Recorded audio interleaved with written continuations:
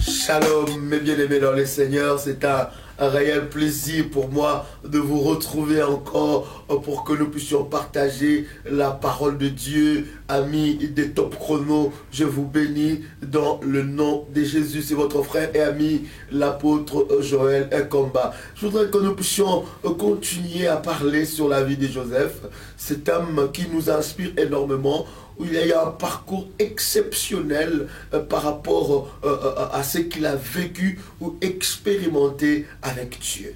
Bien-aimé dans le Seigneur, il y a quelque chose de très important qui attire mon attention, parce que Joseph a été vendu chez les Madianites, et quand Joseph a été vendu chez les Madianites par ce frère, le Madianite ne savait pas qu'ils étaient en ce moment-là en train de faire quelque chose d'important et de puissant. Écoutez, quand Dieu veut t'amener à une destinée, Dieu utilise toujours des personnes. Ces personnes-là sont des personnes importantes pour t'amener quelque part là où tu as rendez-vous avec Dieu. Écoutez, les Madianites, quand ils ont acheté Joseph, ils ne savaient pas qu'ils étaient en train d'acheter la solution pour l'Égypte. Et ils pensaient, ils voyaient Joseph dans un regard comme un esclave, mais Dieu ne voyait pas Joseph comme un esclave. Dieu voyait Joseph comme la solution au problème qui va survenir en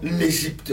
Ce que nous pouvons dire, bien-aimés dans le Seigneur, c'est que tout ce qui nous arrive dans notre vie a un but. J'aimerais insister sur cela pour que nous puissions comprendre que Dieu ne peut pas permettre quelque chose pour notre malheur s'il n'y a pas une finalité de gloire.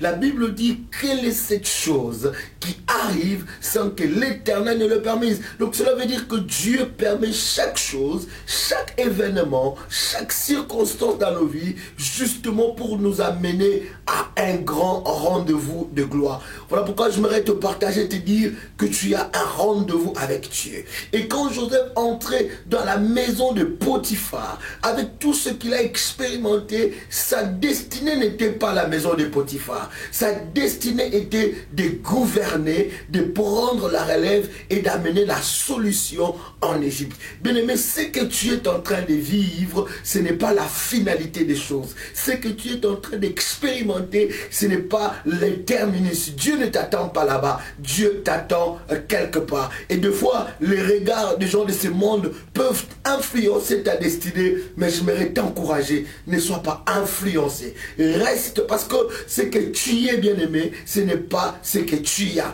Les gens peuvent voir aujourd'hui que tu es un esclave. Les gens peuvent voir aujourd'hui que tu n'as pas de travail. Les gens peuvent voir qu'aujourd'hui tu n'as pas le mariage. Les gens peuvent voir qu'aujourd'hui que tu ne représentes rien. Mais Dieu ne te voit pas comme ça. Et souvent nous disons cela, que ce que je suis, ce n'est pas ce que le monde dit que je suis, mais c'est ce que Dieu dit que je suis.